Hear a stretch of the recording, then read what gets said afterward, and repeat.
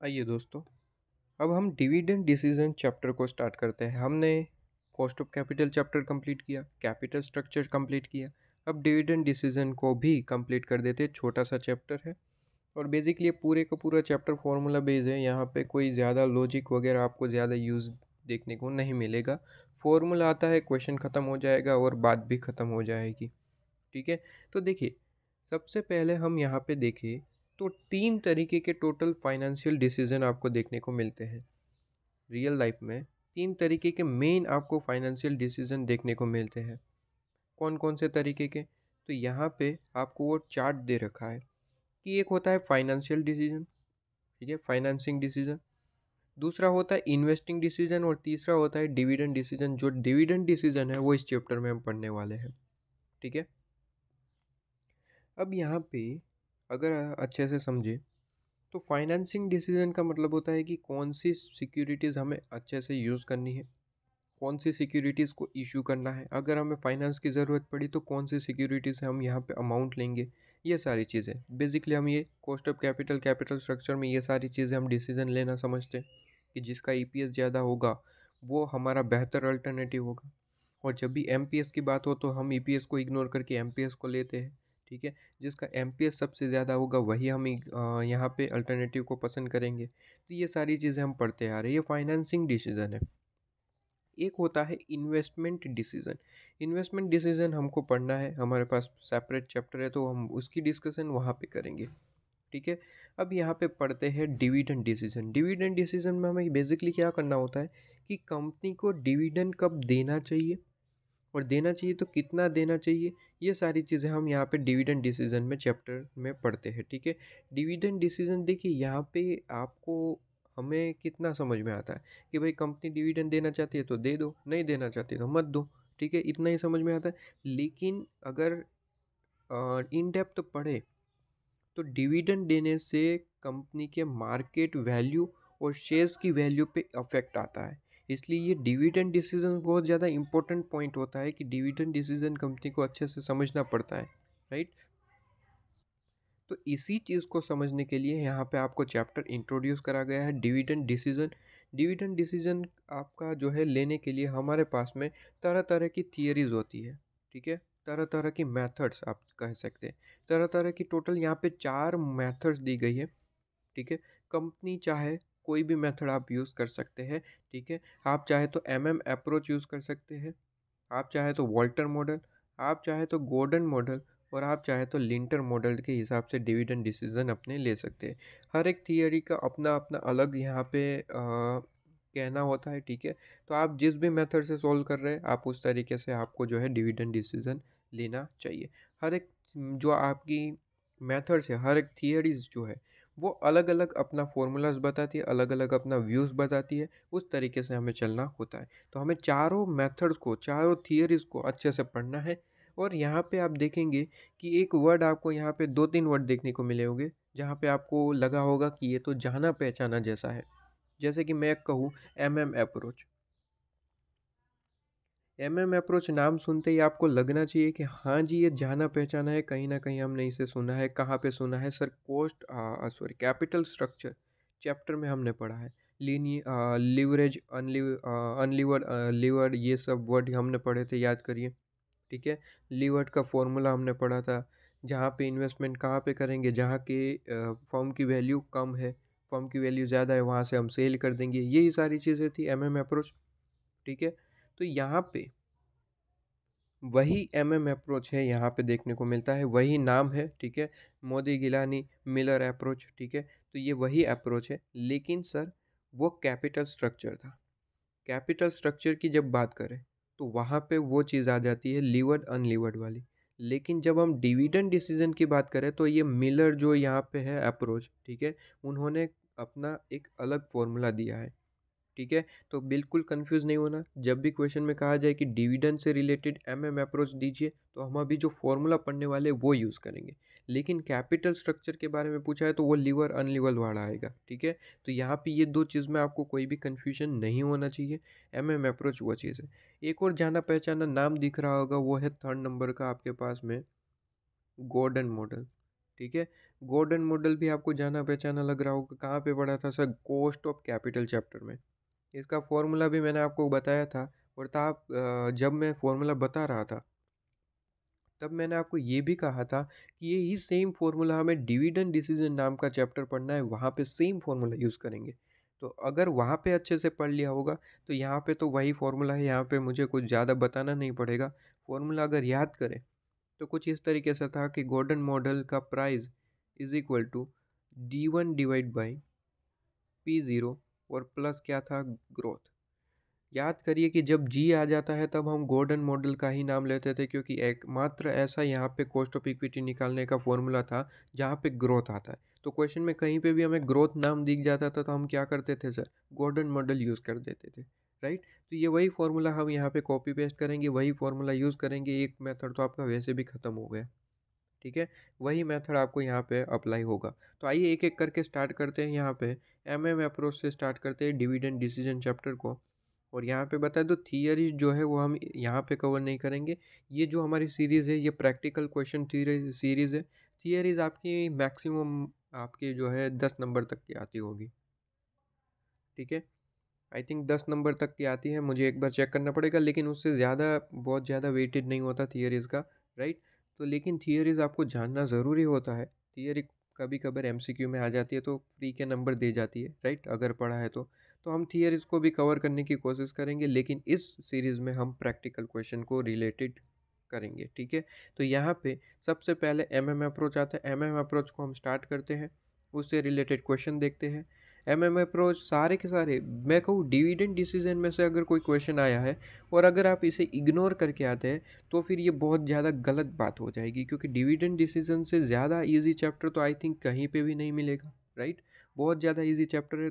बस फॉर्मूले याद रखिए, अप्लाई करिए और क्वेश्चन को सोल्व करिए, ठीक है? तो आइए डिविडेंड डिसीजन से रिलेटेड यहाँ पे स्टार्ट करते हैं हम इसको चैप्टर को। चलिए नोट्स में हेडिंग दे दीजिए डिविडेंड डिसीजन थियरीज, और यहाँ पे नोट डाउन करना स्टार्ट करिए। सबसे पहले हम मेथड पढ़ेंगे अप्रोच, ठीक है? सबसे पहली जो थियरीज है वो है अप्रोच। लिख दीजिए अप्रोच, फुल फॉर्म भी लिख लीजिए, मोदी, ग्लियानी एंड मिलर अप्रोच, ठीक है? हाइपोथेसिस भी कह सकते हैं, ठीक है? मोदी, ग्लियानी एंड मिलर हाइपोथेसिस, ये नाम है पूरे का पूरा। नाम एक आध बार याद रखा हो तो काम बन जाता है, कई बार पूछ लेते हैं, राइट? अभी तक पूछा नहीं है, लेकिन याद हो तो बहुत बढ़िया रहता है, राइट? चलिए, अब यहाँ पे हमें 3 तरीके के फॉर्मूले पढ़ने हैं, ठीक है? तीनों फॉर्मूले इंटरलिंक है, मतलब कि अल्टरनेटिव फॉर्मूलेज नहीं है कि ये यूज़ कर लो या फिर ये या फिर ये, ऐसा नहीं है। तीनों अल्टरनेटिव फॉर्मूले नहीं है, इंटर रिलेटेड फॉर्मूला है। मतलब कि एक मेन फॉर्मूला है, उसमें से कुछ चीज़ निकालने के लिए दूसरा फॉर्मूला निकल गया है, और एक और चीज़ निकालने के लिए तीसरा फॉर्मूला निकल गया है। तो मेन अगर फॉर्मूले की बात करूँ तो मेन फॉर्मूला है आपका, यहाँ पे पूछा जाता है क्वेश्चन में कि अप्रोच के हिसाब से अगर डिविडेंड हमने डिक्लेयर किया है तो वैल्यू ऑफ फर्म क्या बनेगी। जैसे कि मैंने आपको स्टार्टिंग में ही बताया कि भाई डिविडेंड डिसीजन बहुत ज़्यादा इंपॉर्टेंट होता है, क्योंकि अगर डिविडेंड डिक्लेयर करते हो तो वैल्यू ऑफ फर्म में अफेक्ट आता है, प्लस आपके शेयर्स में अफेक्ट आता है, ठीक है? तो इससे रिलेटेड क्या अफेक्ट आए कंपनी को यहाँ पे देखना पड़ता है, डिसीजन लेना पड़ता है, उसके बाद ही डिविडेंड डिसीजन यहाँ पे लिया जाता है, डिविडेंड डिक्लेयर किया जाता है, राइट? तो डिविडेंड डिसीजन के लिए हमें देखना पड़ता है कि वैल्यू ऑफ फर्म की क्या प्राइस रहेगी, ठीक है? प्राइस ऑफ शेयर्स क्या रहेंगे, ये सारी चीज़ें देखनी पड़ती है। इसलिए सबसे पहले अप्रोच ये कहता है कि बताइए, अगर हम डिविडेंड डिक्लेयर करते हैं तो हमारी वैल्यू ऑफ फर्म क्या रहेगी। तो अप्रोच कहता है कि ओके, हम आपको एक फॉर्मूला दे रहे हैं, उसके हिसाब से हमें वैल्यू बता दीजिए। तो हम यहाँ पे बता देंगे कि अगर आप डिविडेंड डिक्लेयर करते हो तो आपकी फर्म की वैल्यू इतनी रहेगी, ठीक है? तो अप्रोच कुछ चीज़ें आपसे पूछेगा, वो अपनी चीज़ें जो है अपने फॉर्मूले में पुट करेगा और फिर आपको बताएगा कि अगर डिविडेंड डिक्लेयर किया तो आपकी फर्म की वैल्यू इतनी रहेगी, राइट? तो अप्रोच कौन सी चीज़ें पूछेगा, तो कहता है अप्रोच कि हमारा एक फॉर्मूला है जो कि आपको बताएगा वैल्यू ऑफ फर्म। तो value of firm is equal to value of firm is equal to, यहाँ पे आपका एक लॉन्ग फॉर्मूला है, ठीक है? जो यहाँ पे आपको याद रखना होगा। फॉर्मूला कुछ इस तरीके से है, एन प्लस डेल्टा एन, ठीक है? N plus delta n n plus delta n. अभी एक एक करके हम मतलब समझते हैं कि इनका मतलब क्या होता है। सबसे पहले फॉर्मूला को नोट डाउन कर लीजिए। इसके बाद इंटू करेंगे P1, N plus delta N, जो भी आंसर आएगा इंटू करेंगे P1। इसमें से हम एक चीज़ माइनस कर देंगे, वो है आई। ठीक है, आई को हम माइनस कर देंगे और हमें इसमें ऐड कर देंगे एक चीज़, क्या है, ई। ठीक है, ई को ऐड कर देंगे और फिर ये होल डिवाइड बाय आप करेंगे 1 + ke। ठीक है, इसमें से कुछ चीज़ें तो आपको वैसे भी पता ही है, कॉस्ट ऑफ कैपिटल चैप्टर पढ़ के आ रहे हैं तो आपको वो चीज़ तो पता ही है, लेकिन फिर से एक बार हम देख लेते हैं कि क्या चीज़ यहाँ पे आपको पता होनी चाहिए, राइट। तो देखिए, सबसे पहले समझे तो एन का मतलब होता है कि नंबर ऑफ शेयर्स। एन का मतलब क्या होता है, नंबर ऑफ शेयर्स, लेकिन एट बिगनिंग। ठीक है, बिगनिंग ऑफ द ईयर आपके पास में जो है कितने नंबर ऑफ शेयर्स थे, वो मतलब कि एन। तो इसी के साथ डेल्टा एन का मतलब क्या होता है, डेल्टा एन का मतलब होता है, डेल्टा एन का मतलब होता है number of shares, number of shares required, REQUIRED, required to be issue. ठीक है, रिक्वायर्ड टू बी इशू, कितने नंबर ऑफ शेयर जो है वो आपको रिक्वायर रहेंगे इशू करने के लिए। सर इसका मतलब क्या हुआ, देखिए मेरी बात ध्यान से सुनिएगा। अगर आपको डिविडेंड डिक्लेयर करना है तो कुछ अपने प्रॉफिट में से अमाउंट अलग करना पड़ेगा। आप बेसिकली अगर समझिए, डिविडेंड डिक्लेयर करना है मतलब पैसा बांटना है, तो कंपनी को अपने रिजर्व में से अमाउंट को अलग करना पड़ेगा। ठीक है, तो यहाँ पे कितना अमाउंट जो है वो आपको यहाँ पे अलग करना पड़ेगा। ठीक है, वो चीज़ देखनी पड़ेगी। प्लस कोई इन्वेस्टमेंट चल रहा होता है जहाँ पे कंपनी इन्वेस्ट करना चाहती है, तो उस इन्वेस्टमेंट के लिए कोई कंपनी को यहाँ पे शेयर्स वगैरह इशू करना पड़ता है, राइट। हमने अभी अभी कैपिटल स्ट्रक्चर वगैरह कंप्लीट किया, आपको पता ही है कि इन्वेस्टमेंट करना होता है तो कंपनी को पैसों की ज़रूरत पड़ती है। उसके लिए कंपनी इक्विटी डिबेंचर डैप वगैरह इशू करती है। ठीक है, तो अगर नंबर ऑफ इक्विटी शेयर्स आपने इशू करे हैं तो आपको सिंपली वो क्या है सर, डेल्टा एन, मतलब कि कितना रिक्वायर्ड है आपको इक्विटी शेयर इशू करना। ठीक है, तो वो है आपका डेल्टा एन। अगर कंपनी के ने इशू करे हैं तो यहाँ पे डेल्टा एन में आपको लिख देना है, नहीं किए तो सीधी सी बात है नहीं आएगा कुछ। ठीक है, इसके बाद P1 ऑलरेडी आप पढ़ चुके हैं कॉस्ट ऑफ कैपिटल चैप्टर में। बताइए, एक होता है P0, एक होता है P1, याद करिए तो मैंने आपको नोट्स में लिखवाया भी है। ठीक है, और जब मैंने यहाँ पे P1 P0 पढ़ा है तो उसी के साथ मैंने D1 D0 ये भी पढ़ा है, चारों चीज़ें एक साथ ही मैं पढ़ाता हूँ, राइट। अगर हम यहाँ पे हम याद करें तो यहीं पे मैं लिखवा देता हूँ। अगर हम याद करने की कोशिश करें तो यहाँ पे क्या बनेगा, अगर हम याद करने की कोशिश करें, रिमेंबर, एक होता है P1, एक होता है P0, D1 और D0, ये चार चीज़ें हमने कॉस्ट ऑफ कैपिटल में एक साथ मैंने आपको रिवाइज करवाई थी। ठीक है, ये हमने पढ़ा था। अब आप बताएंगे कि इसका मतलब क्या था, वही सेम मतलब यहाँ पे निकल के आएगा, तो ये मतलब आपको मुझे बताना पड़ेगा। ये मतलब आपको बहुत ज़्यादा इंपॉर्टेंट है, याद होना चाहिए। P1 का मतलब क्या था सर, याद करिए, price at the end. Price at the end मतलब था, ठीक है, कि शेयर्स की प्राइस क्या रहेगी at the end of the year. ठीक है, प्राइस एट द एंड। ठीक है, price at the end. Okay, तो P0 का मतलब क्या हुआ, P0 का मतलब होता है प्राइस एट बिगिनिंग कह सकते हैं या फिर लास्ट ईयर का प्राइस। ठीक है, लास्ट ईयर का प्राइस मतलब कि लास्ट ईयर के एंड में कह सकते हैं या फिर करंट ईयर में बिगिनिंग में कह सकते हैं, दोनों का मतलब तो एक ही हुआ, लास्ट ईयर का एंड या फिर मैं कहूँ करंट ईयर का बिगिनिंग। तो ठीक है, दोनों का मतलब तो एक ही हुआ, तो कुछ भी लिख सकते हैं हम, यहाँ पे लिख लेते हैं चलिए बिगिनिंग, कि प्राइस एट बिगिनिंग। ठीक है, बिगिनिंग में कितना था, प्राइस एट द बिगिनिंग। ठीक है,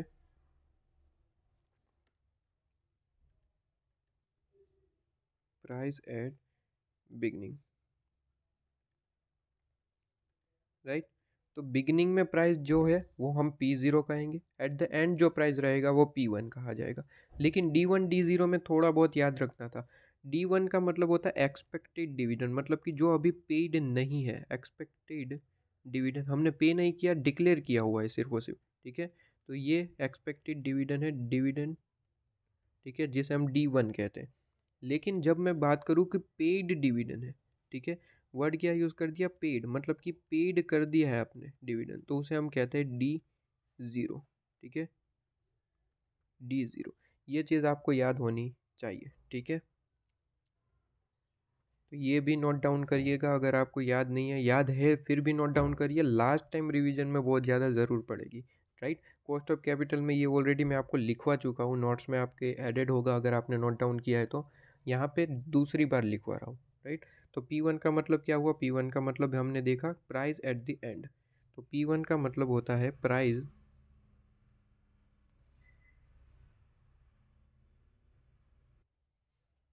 प्राइस एट द एंड, ठीक है, P1 का मतलब।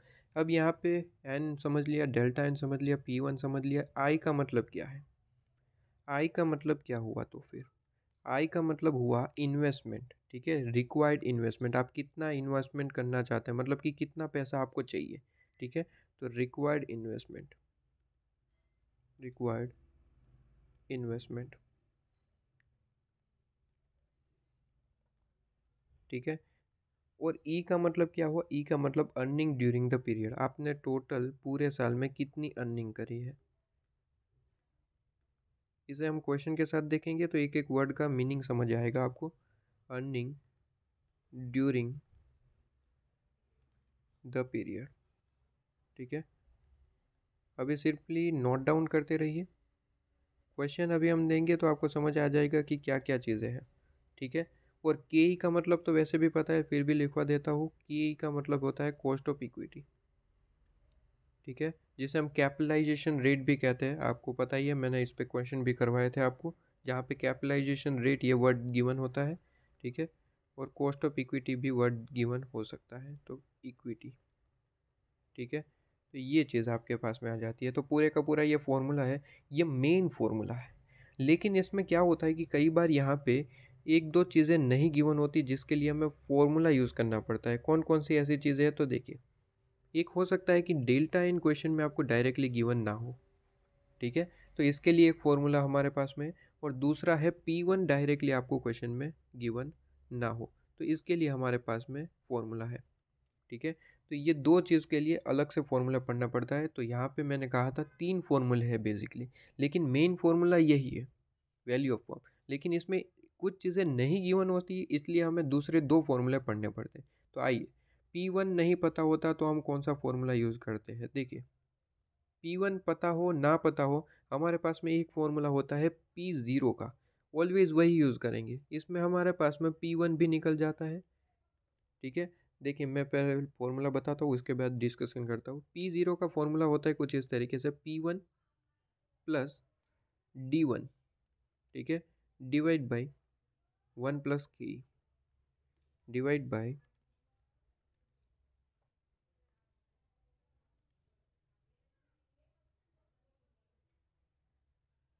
1 प्लस के, ठीक है, डिवाइड बाई 1 प्लस के, ये फॉर्मूला रहता है। अब देखिए, क्वेश्चन में आपको यही फॉर्मूला ऑलवेज यूज़ करना है। क्वेश्चन में अगर P1 ढूंढने के लिए कहा है, D1 ढूंढने के लिए कहा है, यही फॉर्मूला यूज़ करेंगे। P0 इज इक्वल टू, जो चीज़ नहीं पता उसकी जगह P1 लिख देंगे। फॉर एग्जांपल क्वेश्चन में P1 नहीं पता, ठीक है, P0 पता है, D1 पता है, के ही पता है, तो हम ये वैल्यू पुट कर देंगे, P1 की जगह P1 ही रखेंगे तो P1 मिल जाएगा। ये आप फिफ्थ में आप पढ़ के आ रहे हैं, ठीक है, फिफ्थ में सिक्स में पढ़ के आते हैं। ऐसी चीज़ है कि एक फॉर्मूला होता है, उसमें एक चीज़ गिवन नहीं है, बाकी सारी चीज़ें गिवन है, तो एक चीज़ हम निकाल लेते हैं। ये सिंपल सी बात है आपके लिए, ठीक है, ये गेम प्लान है।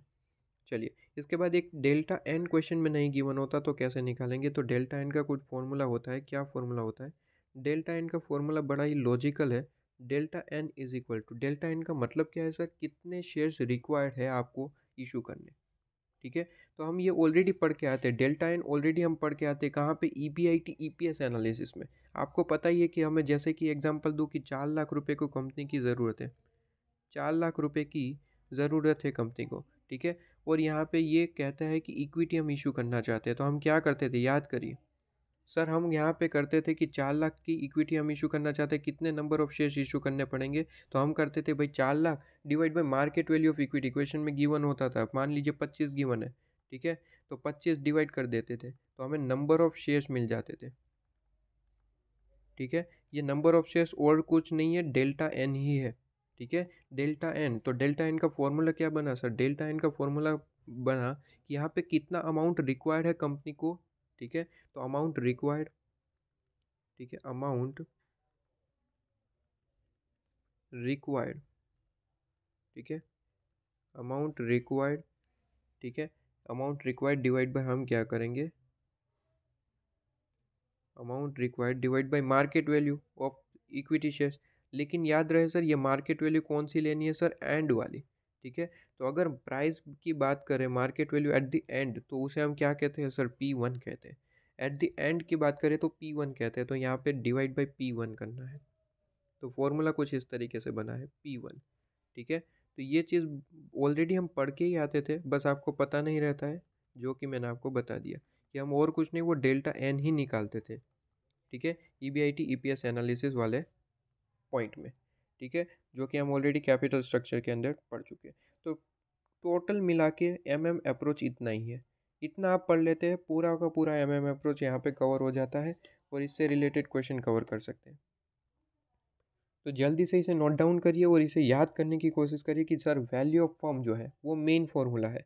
ठीक है, क्या फॉर्मूला है sir? N plus delta N into करेंगे P1, इसमें से माइनस कर देंगे इन्वेस्टमेंट कितना आपके पास में रिक्वायर्ड है, और इसमें ऐड कर देंगे अर्निंग कितनी है आपकी टोटल। ठीक है, पूरे साल में अर्निंग कितनी हुई है।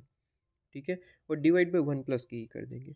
अगर यहाँ पे डेल्टा एन नहीं पता आपको, तो amount required divide by P1 कर देना। लेकिन अगर आपको P1 नहीं पता, तो उसके लिए P0 का फॉर्मूला यूज़ कर लेना, right. P0 is equal to P1 plus D1 divide by 1 plus की। ठीक है, और P1 क्या होता है, P0 क्या होता है, D1 क्या होता है, D0 क्या होता है, वो हमने आपको रिमेंबर करवा दिया है। ठीक है, अब अप्रोच के बेस पे हम एक क्वेश्चन देखते हैं, जो कि आपके मॉड्यूल में है क्वेश्चन, इलस्ट्रेशन नंबर 1। ठीक है, इलस्ट्रेशन नंबर 1।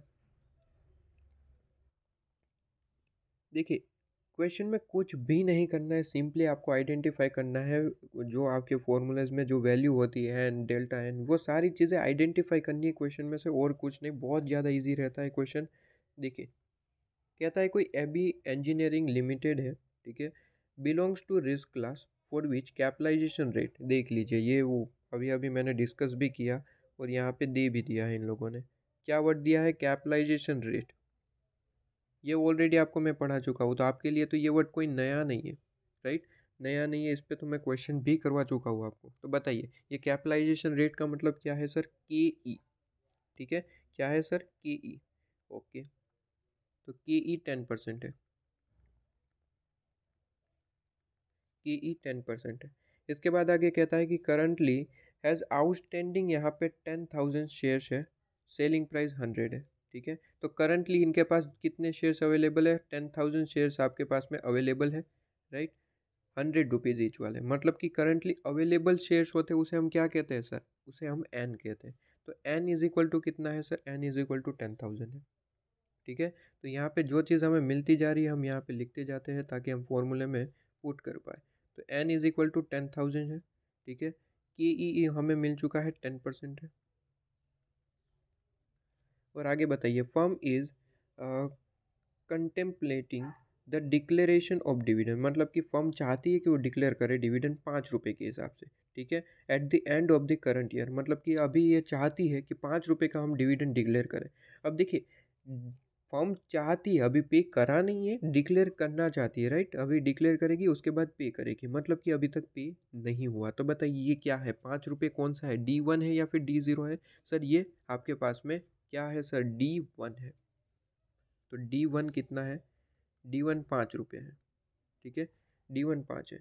इसके बाद बताइए, कहता है कि it expects to have the net income आपके पास में कितनी है? 1 लाख, मतलब कि ड्यूरिंग द ईयर आपके पास में अर्निंग कितनी है टोटल? सर 1 लाख है। तो ये 1 लाख क्या हुआ सर? ये अर्निंग हुई। इनकम का है, अर्निंग का है, दोनों एक ही मतलब है। तो ई कितना है? 1 लाख।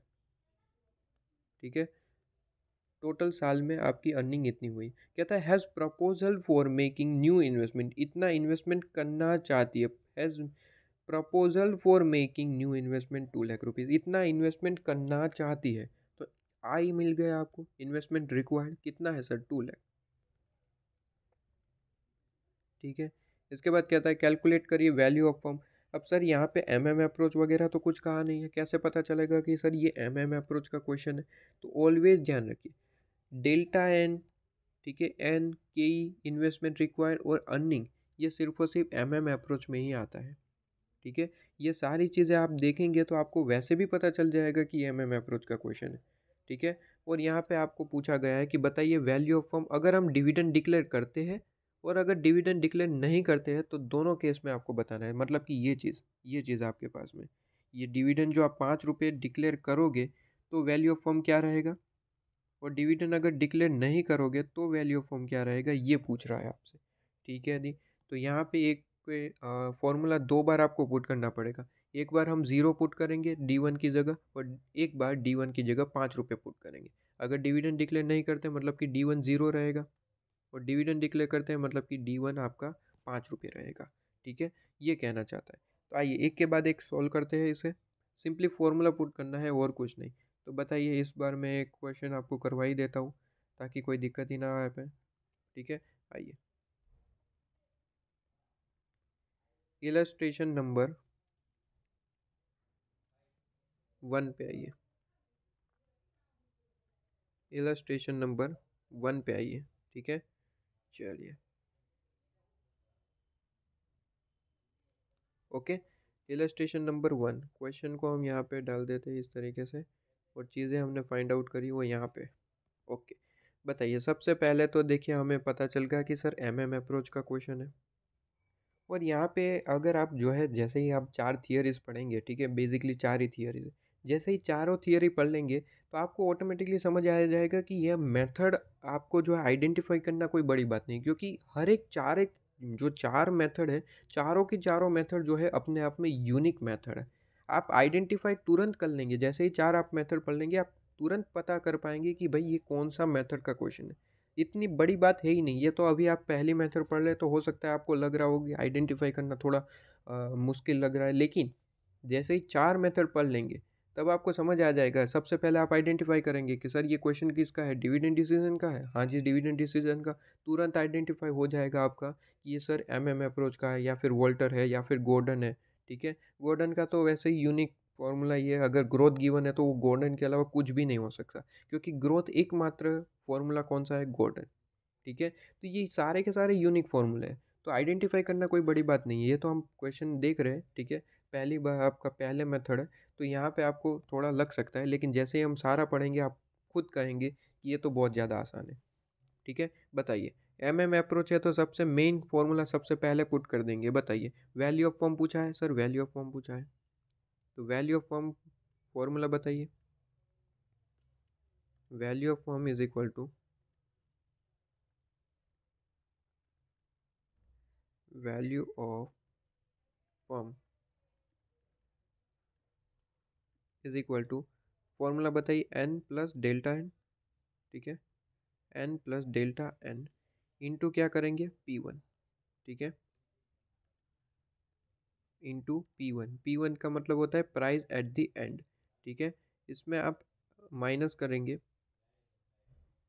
इसमें आप माइनस करेंगे इन्वेस्टमेंट रिक्वायर्ड आई, और इसमें ऐड कर देंगे आपके पास में ऑलरेडी कितना अमाउंट पड़ा है, मतलब कि अर्निंग कह सकते हैं, इनकम कह सकते हैं, और डिवाइड बाय क्या करना है, 1 + KE। ठीक है। अब यहाँ पे कहता है क्वेश्चन दो, आपको क्वेश्चन पूछ ली, एक ही क्वेश्चन में दो क्वेश्चन है। एक, अगर हम डिविडेंड पे नहीं करते, मतलब कि हमारा D1 0 मान के चले, तो कितना वैल्यू रहेगा, और अगर हम डिविडेंड पे करते हैं तो हमारा कितना वैल्यू रहेगा। तो सबसे पहले काम करते हैं, पहला क्वेश्चन का आंसर कर लेते हैं। पहला क्वेश्चन, अगर हम डिविडेंड नहीं पे करते, ठीक है, डिविडेंड आर नॉट पे, डिविडेंड्स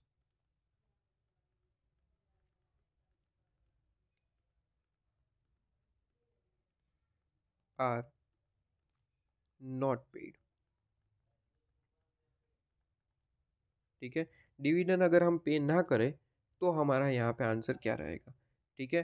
तो यहाँ पे तो अभी पे की बात तो दूर, अभी हम डिक्लेयर करने का सोच रहे हैं, राइट।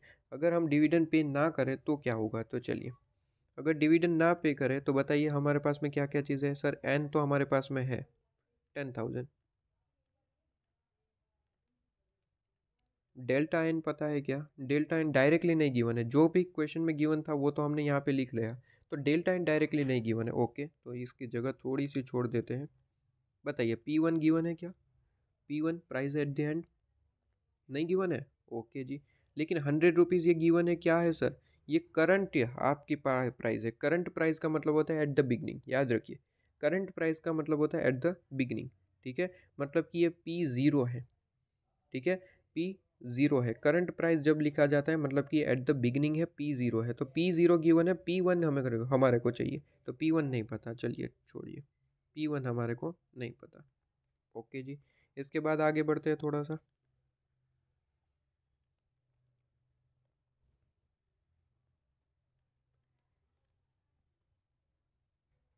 बताइए, आई पता है क्या investment required, answer is yes, question में डायरेक्टली गिवन है 2 लाख रुपीज़ की हमें रिक्वायरमेंट है, ओके, 2 लाख रुपीज़ की हमें रिक्वायरमेंट है, जिसमें हमारे पास ऑलरेडी अर्निंग कितनी पड़ी हुई है वो ऐड कर देंगे। अर्निंग हमारे पास में 1 लाख पड़ी हुई है,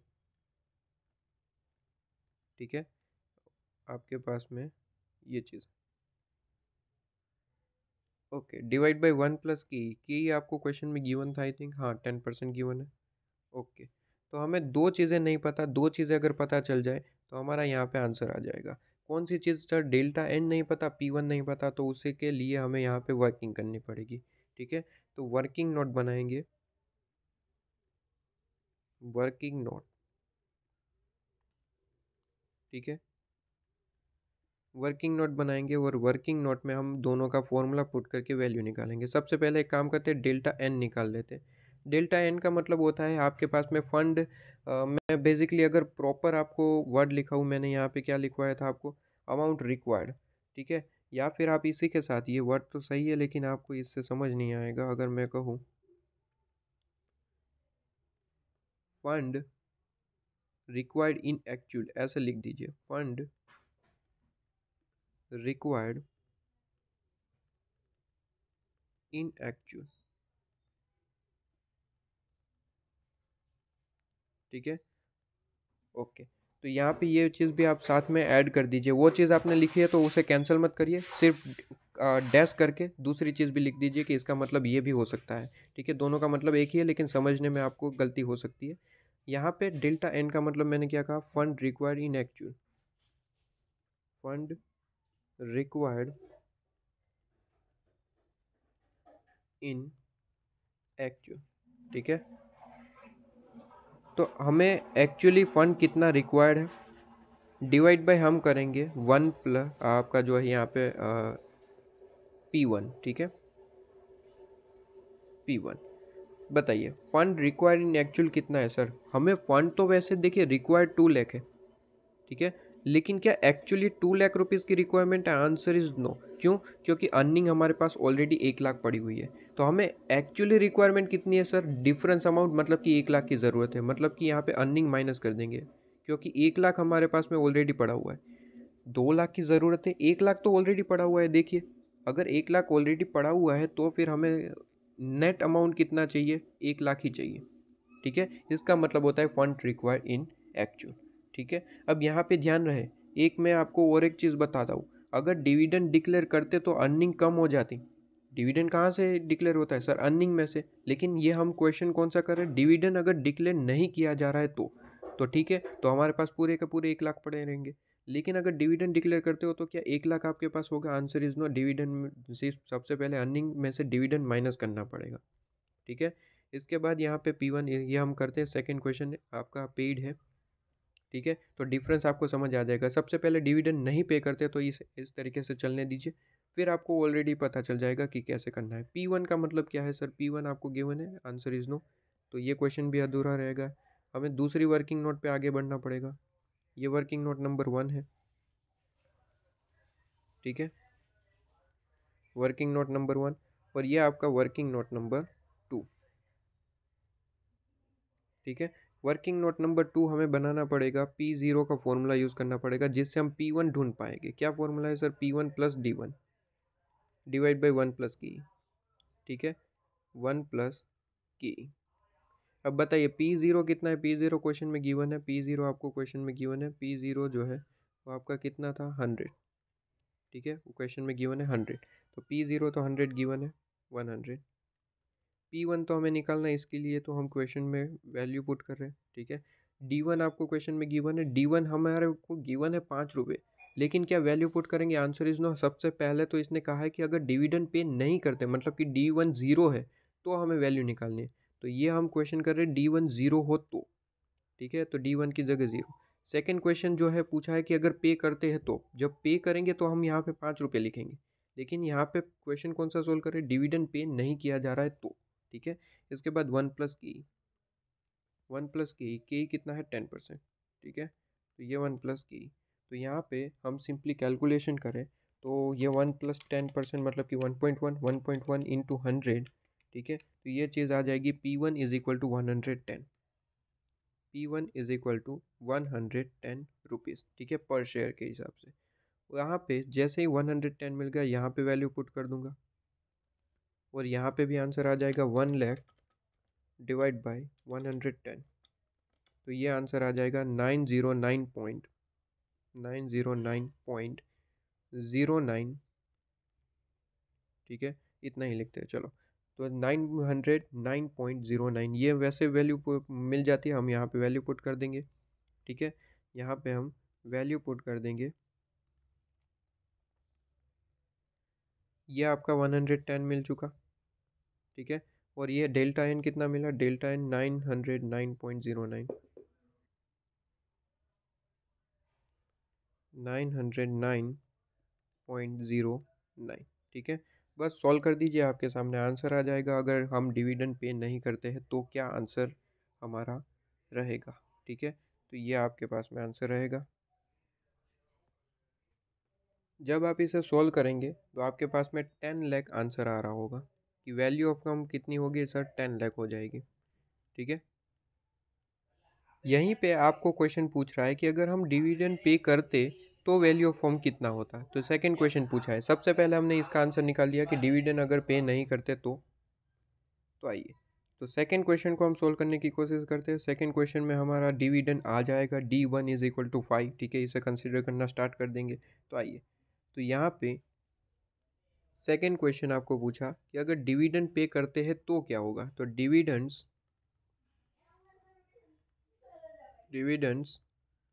आर पेड, ठीक है, डिविडेंड्स आर पेड। तो डिविडेंड अगर पे हो रहा है तो क्या करेंगे? तो सर कुछ चेंजेस नहीं है, D1 की जगह 5 पुट करना शुरू कर दो, ठीक है, D1 की जगह 5 आ जाएगा बस, ठीक है। बस यहाँ पे इतना ही डिफरेंस रहता है। अगर डिविडेंड पे नहीं कर रहे तो D1 इज इक्वल टू 0 रहेगा, D1 इज इक्वल टू 0 रहेगा। डिविडेंड पे नहीं करते तो, डिविडेंड पे करते हैं तो D1 is equal to question के हिसाब से 5 रुपये है तो 5 रुपये आ जाएगा, ठीक है, क्वेश्चन में गिवन होगा D1 कितना है। ओके, तो चलिए स्टार्ट कर देते हैं। Main formula value of form, वही तो पूछा है वैल्यू ऑफ फॉर्म। तो value of firm is equal to n plus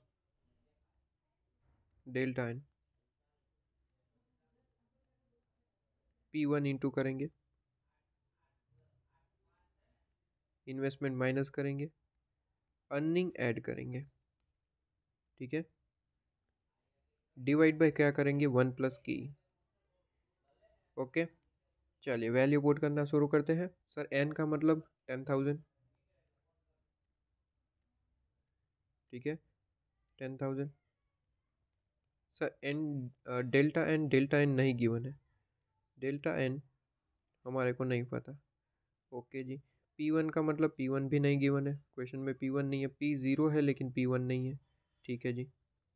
minus करेंगे, इन्वेस्टमेंट आपके पास में रिक्वायर्ड कितना है? तो 2 लाख रुपीज़, ठीक है, लेकिन इसमें ऐड कर देंगे जितनी भी अर्निंग हुई है, जितनी भी अर्निंग हुई है। अर्निंग आपकी कितनी हुई है? 1 लाख। इसे थोड़ा सा साइड में लेना पड़ेगा,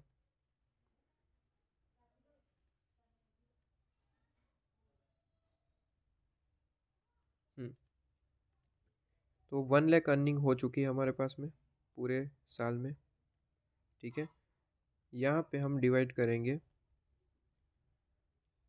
1 + के, जबकि 1 + के मतलब कि 10% है, ठीक है। तो यहाँ पे दो चीज़ें अगर निकल जाती है तो हमारे पास में क्वेश्चन सोल्व हो जाएगा। तो हमें वर्किंग करनी पड़ेगी, वर्किंग नोट, ठीक है। वर्किंग नोट आपके पास में आ जाएगा। तो वर्किंग नोट में हम दो फॉर्मूलेस पुट करेंगे, कोई भी आप फॉर्मूला पहले पुट कर सकते हैं, ऐसा कुछ नहीं है। तो इस बार हम एक काम करते हैं, P1 मुझे ढूंढना है, तो कौन सा फॉर्मूला पुट करूँगा, P0 = P1 + D1 divide by 1 + KE, ठीक है। बताइए वैल्यू क्या है, P0 की वैल्यू 100 है, P1 की वैल्यू कितनी है, P1 की वैल्यू तो निकालनी है, ठीक है ना। प्लस D1 बताइए, D1 इस बार हम पे कर रहे हैं, इसने कहा डिविडेंड पे कर रहे हैं, तो D1 की वैल्यू आएगी 5, नहीं पे करते तो 0 पुट कर देते। डिवाइड बाई 1 + के मतलब कि 1 + 10%, तो 1.1 इस तरफ जाएगा, मतलब कि 100 × 1.1, ठीक है। और 5 रुपये इस तरफ जाएगा तो माइनस हो जाएगा -5। तो यहाँ पे P1 = कितना आ जाएगा, P1 = 105 आ जाएगा, P1 = 105, ठीक है। और एक आपको वर्किंग करनी पड़ेगी डेल्टा एन फाइंड आउट करने के लिए, यहाँ पे इंपॉर्टेंट है, यहाँ पे चेंजेस है देखने को मिलेगा। देखिए डेल्टा एन का फॉर्मूला बताइए, डेल्टा एन का फॉर्मूला है फंड एक्चुअली रिक्वायर्ड, ठीक है। फंड रिक्वायर्ड इन एक्चुअल, ठीक है। एक्चुअल में आपको फंड कितना रिक्वायर्ड है, 2 लाख रुपए इन्वेस्टमेंट है, 2 लाख रुपए का इन्वेस्टमेंट है, वो तो ठीक है, लेकिन एक्चुअल में कितना रिक्वायर्ड है, ठीक है। आपके पास में कुछ अर्निंग तो पड़ी होगी, वो आप माइनस कर दीजिए तो आपको एक्चुअल रिक्वायरमेंट मिलेगा, ठीक है। और यहाँ पे डिवाइड बाई क्या करना है सर, P1। तो बताइए, देखिए 2 लाख की ज़रूरत है, लॉजिकली समझिए 2 लाख की ज़रूरत है, ठीक है। लेकिन क्या एक्चुअल में 2 लाख रुपए आपको चाहिए, आंसर इज नो, 2 लाख रुपए नहीं चाहिए, क्योंकि 1 लाख रुपए हमारे पास में पड़े हुए। लेकिन ध्यान रहे सर, 1 लाख रुपए तब पड़े रहेंगे जब आपके पास में डिविडेंड कोई पे करने लायक नहीं है। लेकिन अगर डिविडेंड पे करोगे तो अर्निंग कम हो जाएगी। अर्निंग, डिविडेंड कब पे किया जाता है, डिविडेंड कैसे पे किया जाता है सर, अपने पास में जो अर्निंग पड़ी उसमें से डिविडेंड पे करते हैं, राइट। तो डिविडेंड आपको ऑलवेज माइनस करना पड़ेगा अगर पे कर रहे हो तो। ऊपर के क्वेश्चन में, मतलब कि क्वेश्चन नंबर 1 में हम कोई डिविडेंड नहीं पे कर रहे, तो पूरी की पूरी 1 लाख अर्निंग ऐसे ही पड़ी हुई थी। लेकिन यहाँ पे 1 लाख में से सबसे पहले आपको क्या करना पड़ेगा, डिविडेंड माइनस करना पड़ेगा, माइनस डिविडेंड, ठीक है। इसके बाद हमारे पास में एक्चुअल हमारे पास में रिक्वायरमेंट पता चलेगी। ओके, तो D1 हम निकाल लेते हैं, चलिए डिविडेंड कितना पे करना है। और P1 तो अभी अभी हमने निकाला, कितना है 105, तो P1 आपका 105 है, ठीक है। बस मुझे डिविडेंड का अमाउंट बता दो, काम खत्म हो जाएगा सर। डिविडेंड का अगर अमाउंट निकालना चाहे तो बताइए कैसे निकलेगा, सिंपल सी चीज़ है सर। डिविडेंड का अगर अमाउंट निकालना है तो कितना डिविडेंड बांटना चाहते हो, 5 रुपये पर शेयर के हिसाब से। नंबर ऑफ शेयर बताइए, नंबर ऑफ शेयर है आपके पास में, कितने शेयर है, 10,000, 10,000 पे ही बांटेंगे ना, 10,000 शेयर है, 10,000 पे हम बांट देंगे, ठीक है।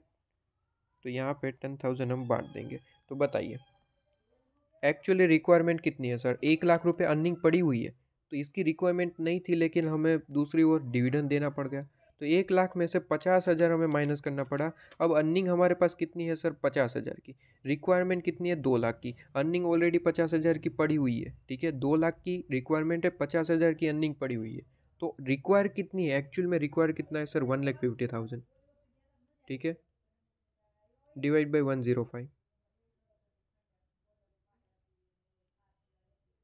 ओके। तो 1,50,000 डिवाइड बाई 105, तो यहाँ पे आपका आंसर आ जाएगा 1428.57, राइट। तो ये चीज़ आ गया डेल्टा एन, P1 और डेल्टा एन आ चुका, तो हम यहाँ पे वैल्यू पुट कर देंगे। बताइए डेल्टा एन का मतलब कितना है, 1428.57, ठीक है। और आपका P1 का मतलब कितना है? P1 का मतलब 105 है। जल्दी से इसे सोल्व करिए और बताइए आंसर कितना आएगा। तो यहाँ पे 10,000 plus 1428.57 into 105 minus 2 lakh plus 1 lakh divide by 1.1। 1 plus 10% मतलब कि 1.1। तो यहाँ पे आपका आंसर आ जाएगा स्ट्रेंज। यहाँ पे भी आंसर कितना आ रहा है सर? 10 लाख। मतलब कि डिविडेंड डिक्लेयर करो या फिर ना करो, आंसर तो सेम ही आ रहा है, 10 लाख। ठीक है ना? यहाँ पे भी 10 लाख आया, मतलब कि हमने डिविडेंड डिक्लेयर किया तो भी 10 लाख आंसर आया, डिविडेंड डिक्लेयर नहीं किया तो भी 10 लाख आंसर आया। ये क्या चीज़ हुई सर? ये चीज़ है आपकी एक चीज़ जो मैं आपको थियोरिकली पढ़ाता हूँ। यहाँ पे कहा जाता है सर, ये बड़ा ज़बरदस्त ये फॉर्मूला है। ये फॉर्मूला कहता है कि आप चाहे डिविडेंड डिक्लेयर करो या फिर ना करो, वैल्यू ऑफ फर्म सेम रहेगी। ठीक है, वैल्यू ऑफ फर्म सेम रहेगी। ये फॉर्मूला का बेस है, ये फॉर्मूला यही कहता है। ठीक है, तो एक बार मैं वो चीज़ आपको बता दूँ, यहाँ पे कहीं पे भी लिखी तो होगी। ठीक है, ये देखिए यहाँ पे लिखा हुआ है कि सबसे पहले तो यहाँ पे ये अपनी थियरी में 3-4 बार बता रहा है कि भाई डिविडेंड जो है वो इररेलेवेंट है। देखिए यहाँ पे MM approach is in support of irrelevant of dividend. ठीक है, डिविडेंड इररेलेवेंस है, यहाँ पे डिविडेंड का कोई मतलब नहीं बनता। इसने आगे भी कहा है कि it means firms dividend policy has not affect on either the price of a firm stock. ठीक है, ऑन कॉस्ट ऑफ कैपिटल। ठीक है, चाहे कॉस्ट ऑफ कैपिटल की बात करें या फिर स्टॉक की बात करें, कोई यहाँ पे रेलिवेंस नहीं बनता। डिविडेंड आप पे करें ना करें, वैल्यू ऑफ फर्म सेम रहेगी। वापस से फिर आपको वो चीज़ वापस से रिपीट करेगा। देखिए, market value of equity share is not affected by dividend size. In short आप यहाँ पे लिख लीजिए कि एमएम अप्रोच क्या कहता है इसके अंदर। एमएम अप्रोच यहाँ पे कहता है, कहीं पे भी जगह नहीं है, कोई दिक्कत नहीं है, यहाँ पे इंपॉर्टेंट पॉइंट करके लिख लेंगे। ठीक है, यहाँ पे इम्पोर्टेंट पॉइंट करके लिख लेते हैं, जिसको हमने क्वेश्चन के थ्रू प्रूव भी कर दिया है। इम्पोर्टेंट पॉइंट,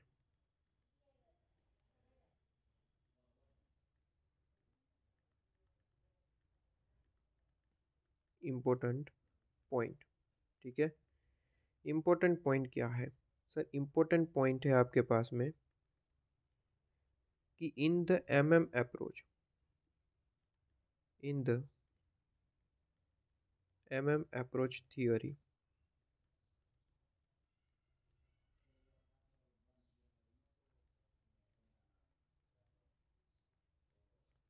ठीक है, वैल्यू ऑफ फर्म रिमेन आपके पास में सेम। ठीक है, रिमेन सेम वेदर, एक काम करते हैं, यहाँ पे मैं नीचे की लाइन में लिख देता हूँ,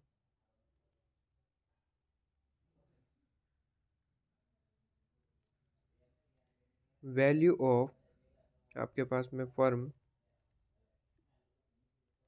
रिमेन अनचेंज लिख सकते हैं, सेम लिख सकते हैं, दोनों वर्ड एक ही है। अनचेंज लिख देता हूँ, या फिर सेम भी लिख सकते हैं, रिमेन सेम और unchanged whether dividend is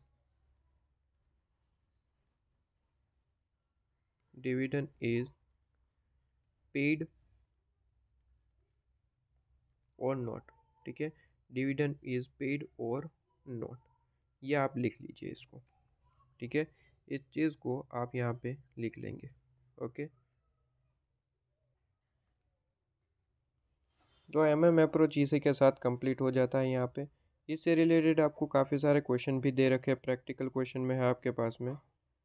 practical question अगर आप देखेंगे, प्रैक्टिकल क्वेश्चन में आपसे ये अप्रोच से रिलेटेड क्वेश्चन आपको मिल जाएंगे, वो आपको प्रैक्टिस करना है, ठीक है। और यहाँ पे ये अप्रोच कंप्लीट हो जाता है। इसके बाद हम नेक्स्ट वीडियो में बाकी की थियरीज देखेंगे।